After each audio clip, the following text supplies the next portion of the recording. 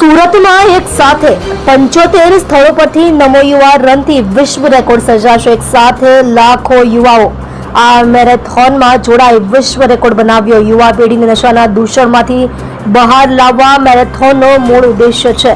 મોટી સંખ્યામાં યુવાઓ જોડાયા। પ્રધાનમંત્રી નરેન્દ્ર મોદીના જન્મદિવસને લઈ યોજાઈ યુવા રન નમો સેવા પખવાડિયાની ઉજવણી કરવામાં આવી રહી છે।